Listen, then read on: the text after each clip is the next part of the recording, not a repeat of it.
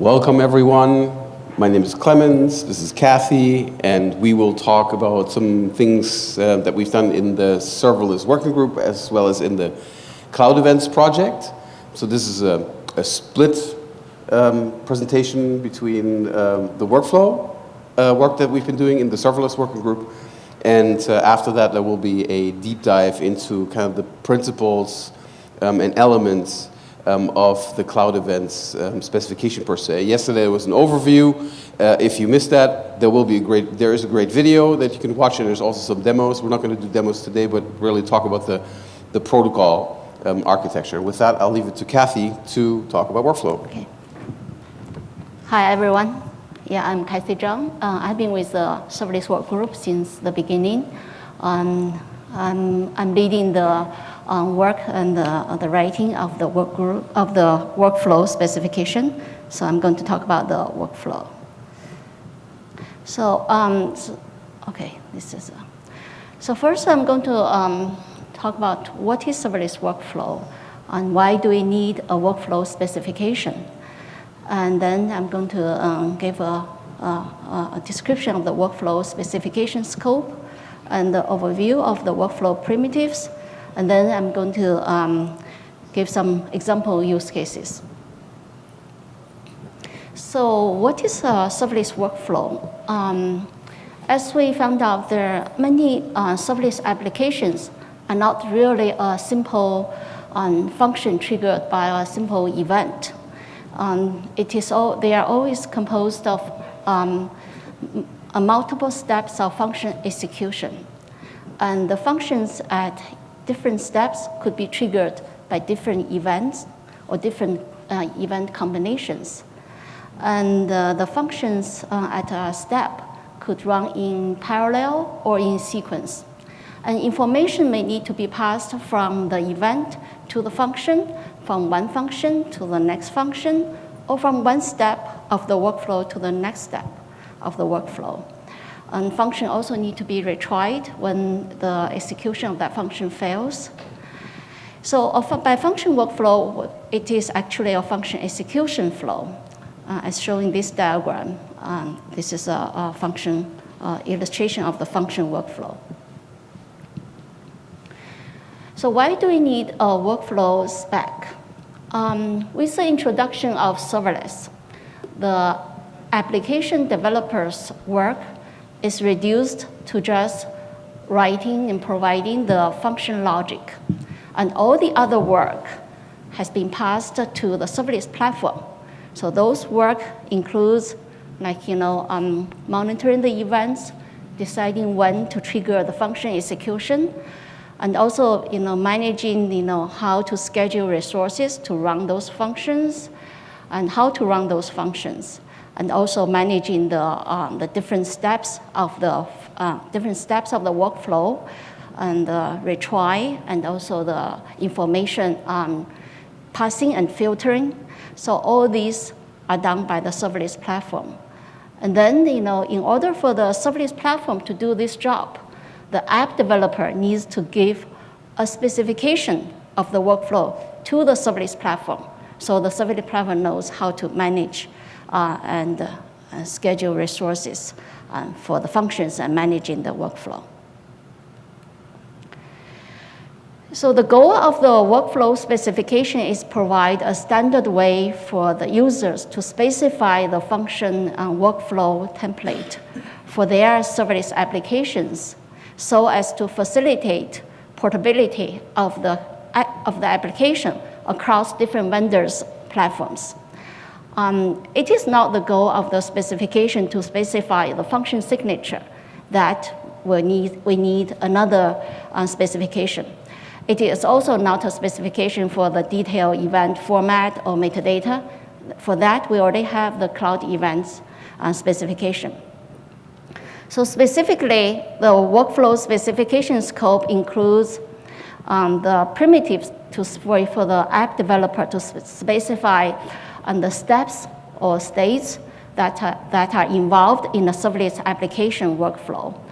And it provides also event primitives for the app developer to specify the event triggers for each function in the workflow.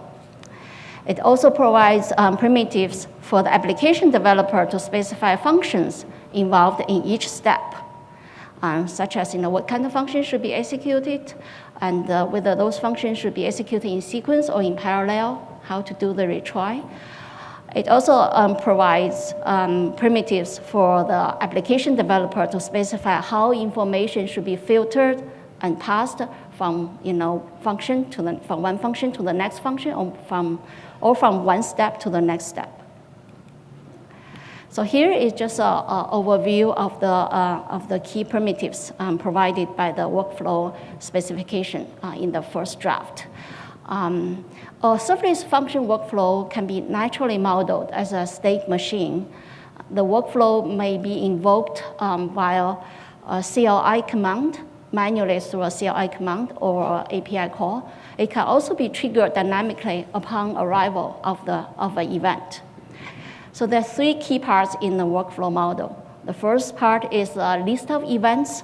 So there are many different types of events that could trigger a function execution. Here are some examples of the event triggers. A storage event, that means when a file is stored in storage, that could trigger a function execution. A HTTP web request event, or video streaming event, or a database access event, or email notification event. There are many different types of events. The second part is a list of states. Currently, we define 6 states. The first one is the event state. In this state, the workflow will wait for one or more events arrival, and then will trigger a function to one or more functions to execute when those events arrived. And those functions could execute in sequence or in parallel. The second state is operation state. At this state, the workflow will not wait for any external events trigger. It will just start to execute those functions. And the third state is a switch state. At this state, the workflow will branch out to different next state based on the input data. And delay state, that means the workflow will delay for a pre-specified period of time. And we have parallel state. At this state, the workflow is going to branch out to different next states. So this enables state embedding, which can be used to describe more complicated serverless applications. And the last state is end state, which means the workflow is going to end either with a success or failure status. And the third part is primitives to specify the functions associated with a state. So we have directives for you to specify whether the functions should be executed in sequence or in parallel, and directives for you to specify how the serverless platform should do the retry for your serverless function. And also, it also provides directives for you to specify information filtering and parsing from event to function, from one function to the next function, from one state to the next state. Yeah. So now I'm going to go through 2 example use cases. The first example is a stock trade system. So before I go through, before I describe how we can use those workflow primitives to describe this application, I would like first to go through how the stock trade system works. Of course, this is a simplified version of the stock trade system. So every stock trade process begins with a customer submitting a stock trade request. So when receiving a stock trade request, the system is going to authenticate the customer and then interpret the trade request to see whether it's a buy or it's a sell. And then it's going to validate whether the stock ticker is a correct one. And we'll also check the transaction against some security trading rules, etc. So if it's a buy stock request, the system is going to verify that the account has enough money to buy the stock, and then we'll debit the stock cost from the account, and then send a response to the customer to confirm the buy operation.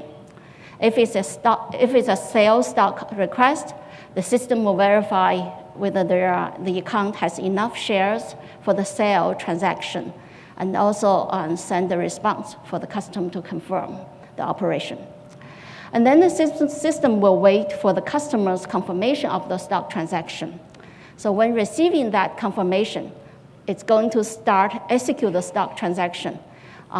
It's going to update the stock account with a new number of shares, update the customer's account with a new balance, and also set the transaction status to completion, and also send out a notification to the customer about the transaction completion.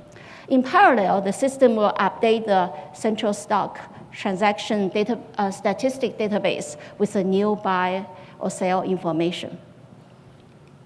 So now let's see how we can describe this use case with using the primitives defined in the workflow specification. So the right side, using a diagram to illustrate such a workflow template, we can see that there are 5 states. The first state is an event state. So in this state, that means the application needs to wait for event 1, which is a stock trade request event from the customer. And then when this event arrives, the workflow will trigger function 1 to execute. The function 1 will do authentication of the customer and interpreting the trade request to see whether it's a buy or sell request, and validate the stock ticker, check the transaction against security or trading rules, and process the trade request, and then return the processing result, which either buy or sell. And then the workflow is going to transition to switch state, and also pass the function 1's return result to the switch state. So if the switch state is going to look at the function 1 result.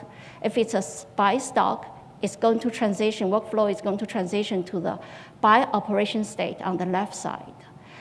If it's a sale stock, the workflow will transition to the sale operation state on the right side. So suppose it's a buy stock request. Then in the buy operation state, the workflow will trigger the function 2 to execute without waiting for any external event. So what function 2 does is to execute the buy stock operation, verify enough money to buy the stock, debit the stock cost from the account, and also send a response for the customer to confirm the operation. Similarly, if it's a sales stock request, then the workflow is going to trigger function 3 to execute. And what function 3 does is to execute the sale stock operation to verify there are enough shares to sell for the sale transaction, and also send a response for the customer to confirm the operation. And then the workflow will transition to event state. At this event state, the workflow is going to wait for the customer's confirmation on the stock transaction. When that event happens, the workflow will trigger function 4 and function 5 to execute in parallel. So what function 4 does is to execute the transaction, update the stock account with a new number of shares, update the saving or checking account with a new balance, and then to send out a notification to the customer. In parallel, function 5 will also start to execute to update the central stock transaction statistic database with a new buy or sell information. There will be an end state, which this diagram, there's a arrow here. I'm sorry about that. But after the event state, there will be an end state. So now let's go through a video streaming example use case. So this application involves 5 states too. And the first state is an event state. So the application will start when the video is uploaded to a storage. And then the workflow will trigger a function to analyze the video's file metadata, and then pass that analyzed information down to the next state, which is an operation state. And in the operation state, it's going to trigger 3 functions to execute in parallel. The first function is to invoke an MP4 media transcoder service. The second function is to invoke HLS media transcoder service. And the third is to invoke dash media transcoder service. And then after that, workflow will transition to event state 2. At this state, the workflow will wait for 3 external events. So whenever it received one response event from the video transcoder service, it's going to trigger a function to publish the transcoded video stream to a component which can send it out to the endpoint. And then the workflow will transition to the switch state. At the switch state, it's going to see whether it has received all 3 responses or not. If not, workflow will loop back to the event state 2.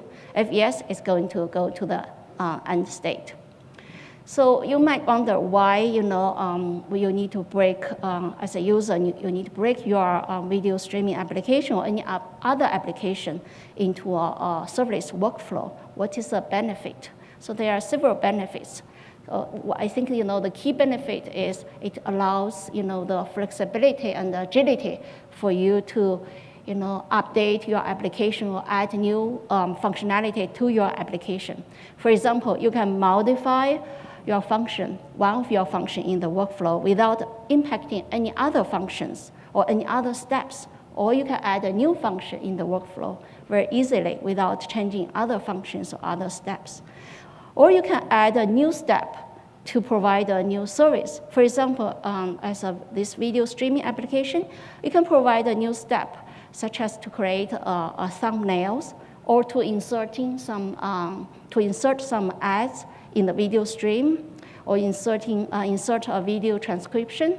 So to do this, if you break up your workflow into serverless application workflow, break up your application into a serverless workflow, it will be easy to do it. So up to now, we already finished the first draft of the workflow specification. It's still the first draft. There are still quite some work to do. And you're welcome to take a look at that specification in the serverless workgroup Git repo. And if you have any questions, or if you think that the primitives provided in that spec cannot satisfy your serverless, your application, you're welcome to create a pull request or post questions, and then we'll work on that. Or better, you can work with us together to make that spec more comprehensive and that can, satisfy all different use cases. That's all. I'm going to hand over to Clemens to talk about the cloud events. All right. Oh, sorry. Oops. Sorry. Don't drop, don't fall. Thank you, Cathy. Now we're going to talk about cloud events and the specification. We gave you yesterday an introduction to cloud events with a few demos, or with one big demo, and with a walkthrough through the various SDKs that we have. And now I want to spend a little bit of time on the protocol architecture. Kind of what's the thought process behind what the cloud events shape is, and why is there so relatively little in terms of metadata in cloud events, and why are they not bigger? So we're going to get to most of those things. What I want to start with, and thankfully Cathy has 2 great examples here in the workflow examples for this, is to distinguish between eventing and messaging. The workflow example that you saw that has to do with stock trades is really a messaging example, because you're walking up to a processor, you're walking up to a workflow, and you say, go do the following work, which means you have the intent to have a stock trade executed, and with that intent, you walk up to a system and you give it a job. That sort of transfer is typically done with messaging, and what you will typically want is you want to have feedback back to you when that processing has been happening. That's slightly different than the video workflow that we've seen, where you're uploading a file into a store that raises an event, and now you're basically hooking up functionality to that event that has been raised. Without that fact that the video has been uploaded, being specifically targeted at that workflow. It's simply something that is an extension. You turn a storage system where the video is put into a video processing system by extension via eventing. So in one case, it's you have intent, you send messages to a particular place, and you expect messages back. In the other case, you're raising events and you make them available for subscription, and then you can build reactive systems, which are effectively natural extensions. So events carry facts. They report things that have happened. That's what an event is. It has no destination. It has no correlation. It has no reply, because there's nothing to reply to. The fact has already happened. And messages carry intent. There are hard architectural consequences from having events versus having messages. And when you look around the open source landscape in terms of the application infrastructures that you see eventing infrastructures and messaging infrastructures, which all speak similar protocols, but they have different shapes. So for instance, you see Kinesis, Kafka, event hubs, message bus as being ingesters for large streams of telemetry of events. And they capture events, and they basically are append-only log infrastructures that you can go and read from later. That is different from a message broker, where you send a message into a queue, and now you have a competing consumer scenario where only one party can get the message, and then the system manages the cursor for you. That is different from an event distribution platform, where you send events in, and they get distributed in a push fashion onto serverless functions, similar to what we do in the demo for CloudEvents. Because you have discrete events, this thing just happened, and you can action on that, versus things you put into Kafka, where you have typically some stateful processor, some stateful analyzer, where you're now pulling data towards you, towards that stateful analyzer, which will then yield some insight, which will then go and trigger some activity in your system. So you need to have these event ingestion systems, like Kafka, so that you can go and pull the stream towards a processor, and that's why they're push-pull. And these event distribution systems, they can be push-push because the events are discrete, and because you don't need to have correlation between event 1 and event 2. So that distinction between events and discrete events and event series and messaging is important, because it causes you to write and then use different architectures. And it's perfectly okay within a system to use multiple message broker infrastructures for particular purposes. What I see, and that worries me a lot, is that people think of Kafka as a queue, and it's not. So what we do in CloudEvents is we deal with events and not with messaging. That has hard consequences. We have a lightweight common convention for those events. We don't go down the road of saying, I need to have a reply to address. I need to have a message-to-message correlation model for how I can go and say, this request matches this response. There is no target address indicator. There's no notion of this message is going to the following place. And there's no notion of a command, verb, any of these things, what you ought to be doing, because these are all for publish subscribe. You are not telling someone to do something, but you're offering information that they can go and act on. So we've constrained effectively ourselves in that architecture to only deliver a small subset of information that's broadly useful if you're building event-driven systems. So, and what do we need? We need first a discriminator for what type of event is this. So that's type. And type is effectively a reverse DNS expression, if you want to make it so. For disambiguation across systems, it's useful to use a reverse DNS notation, obviously, so that they don't collide, but we are not prescriptive. That's a a should rule. We set the time when an event was sent. We give an indicator of the context from which that event originated. That's what the source is. And don't think of source as, it's a URI, but don't think of that as an IP address bound thing, right? It could be that, but typically it's a URI that expresses the origin of the event, and it can be something abstract, and it can be something like an indicator of, the temperature sensor that's up in that corner, and identifies that within the scope of a system. So source is a URI that identifies where that event came from. One question? Do you have any guidance about how specific sources should be? So, to use the store example, you could... No, we don't. So the question was, do you have any guidance specifically for how the source should be structured? The answer is no, we don't. It's a URI, and you can make the URI whatever you want. And since it's scoped, so the scoping here is, it's scoped by the event type. So that's your first criterion for scoping, which means within that event type, you can now basically set a rule for how the source should be interpreted if you want to interpret it, and not just use it as a source identifier. So if you want to be intelligent about the structure of the source information, then that is keyed effectively by the type. Then there's a unique identifier, obviously, for that event, as it's been fired, so you can discriminate it from others.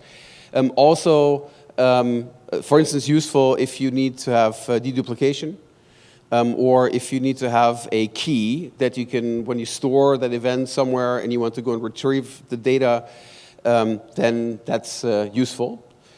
And then we have information about the event data that's being carried. So all of these were attributes that are kind of metadata attributes that describe the event, and then content type and schema is really about the data that's being carried with the event. So the notion is, we give infrastructure, event routers, message brokers, things like Kafka, all of those messaging infrastructures, we give those enough information so that they can go and route these events, and that you can go and in a serverless infrastructure, that you can go and dispatch that event to the right function without you having to crack the payload. The payload only needs to be opened and interpreted once it has reached a destination where there is a compute host which can go and do that work. So we believe that's enough. Now, we've also created extensibility that allows you to go and add your own, but this is after a bunch of long discussions that we haven't had in that group. We believe that's a sufficient set. The events, so first of all, the event per se is an abstract data model. We have a very simple type system that has exactly what we needed, right? We don't have a floating point type because we don't have a floating point attribute. We have an integer type. We have a string, and those exist mostly so that we can go and map those for what we call event formats. So an event format takes that abstract cloud events information model, the information set. Now people are getting echoes of XML, maybe. But think about this. So you have an abstract information model, and now you take that abstract information model and you map that onto an encoding. The encoding that we have in the specification here is JSON. We have one for AMQP, and then there's another number of candidates for those encodings, protobuf being one, and one that I still would like to see is CBOR, which is a binary encoding which is structurally equivalent to JSON. And so what those formats do is they basically take your cloud event and then map them into a wire projection that can then be carried on your transport. All implementations must support JSON, also because JSON is a foundational element here for the rendering of some values into headers in transports, for instance in HTTP and MQTT. The AMQP type system is defined because we need to map onto the transport headers, or properties as they're called in AMQP. And so we need to have a clean mapping from the abstract type system into the actual AMQP type system. AMQP has a full-blown type system, but for payloads, that is not very popular, so we kind of left that out, and kind of steering people towards making the payloads JSON in that structure, and then with binary being CBOR or protobuf being the alternatives.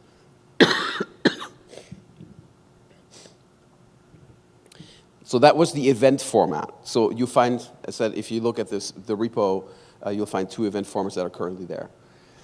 Then there are transport bindings. And what the transport bindings do is, in the first place, they bind the cloud event to the messages of the respective transport.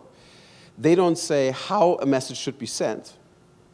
They don't say whether it's a request or a response. The HTTP binding basically projects a cloud event onto the HTTP message.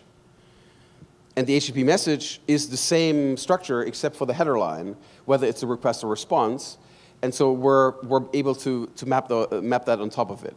Usually, the delivery for those events will be based on, typically will be an HTTP post, but it should be possible for you to solicit an event using an HTTP GET or an HTTP delete even from a source from a storage system, and then have the event delivered to you in the response of the message. So the HTTP spec does allow that. There's 2 modes. The structured mode. The structured mode takes the whole event and sticks that into the entity body of the HTTP message. And the binary mode takes the entire information model of the cloud event and projects that on top of the HTTP message as is, which means attributes become headers, and the entity body becomes the entity body of the HTTP message. So here's the structured binding mode. The structured binding mode uses the application cloud events plus JSON notation. If we have other, for other encodings, that will be cloud events plus AMQP, cloud events plus proto. And the nice thing about this, the structured binding mode, is obviously that you can go and take that message as is, because it's just effectively the content of the HTTP message. And without doing any transformations whatsoever, you can now stick that, you can get it through HTTP, you take the binary and just stuff that into a Kafka transport, which means if you do kind of these routing, multi-layer routing infrastructures, then the structured mode is better because you have all the data together. If you want to save some space, or if you have large binary data, then the binary mode is better, because what the binary mode does is it effectively takes the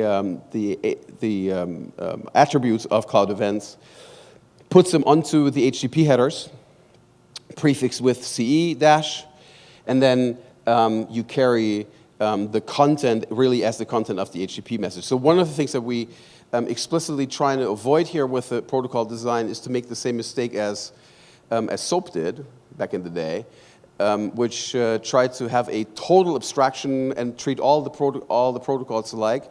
This is actually all leveraging, all those bindings leverage the facilities of the protocol to be as natural in those protocols as possible. And then with that also allow specific infrastructure that is able to filter, route based on information, on metadata in those transports to go and act on those, right? If you have a smart router, and the smart router wants to go and look at the headers, they need to be there. And so that's something that this doesn't have and that has. There's a may rule for the structured mode, where it's explicitly allowed to also add the HTTP equivalent headers if you are carrying the structured format. For the other transports, we have a binding for AMQP, for MQTT, and for NATs. And they are largely equivalent, which means what they do is they also project the cloud event onto an AMQP message or onto the MQTT publish packet, because that's very specific in MQTT. That's the only thing that actually carries payloads, and onto the NATS message. So these are these projections. MQTT 311 can't do the binary mode, so because there's no custom headers, so that always uses structured mode. NATS is the same thing, always uses structured mode, which means the content is always in the payload completely, and AMQP, just like HTTP, supports effectively both of those modes, where you can have either the binary or the structured mode. The binary mode is probably the best choice for AMQP, because AMQP infrastructures typically allow you to filter on metadata and route based on metadata that comes with messages. And so we're allowing effectively the cloud event information that is the basis for such routing to then be available in the application properties. And that's what we had kind of as intro. You had another question, sir. Didn't you? I was going to point out the piece where the two-back, I think, in HTTP, one more, the structured for tracing to get reflected up. So it's a great point. So yeah, so the question was for tracing to be reflected. One thing I haven't that I don't have in this deck, surprisingly, is our extensions model. So effectively, there is an open tracing extension in the spec tree that defines two further attributes. So the way how we've done this, and let me just go and show you this here. If you want to add any custom content to an event, you can go and do that as you like, right? As long as there's no collision, you can go and just add attributes at the outer level. There are some formal extensions, including the tracing one, that define two attributes, trace parent, trace state, which then can be inserted. And then there's mapping rules, specifically, for instance, for HTTP, where if you map this to HTTP, then you need to use the following particular headers and not our pattern here. So we would use, usually this would be named CE-trace parent, CE-trace state, but an extension spec can basically override this and define its own header mapping, and then the implementation effectively of the extension must then basically set that in the transport. So an extension generally owns its entire encoding and all of its transport mappings if they deviate from what the standard otherwise gives you. And yeah.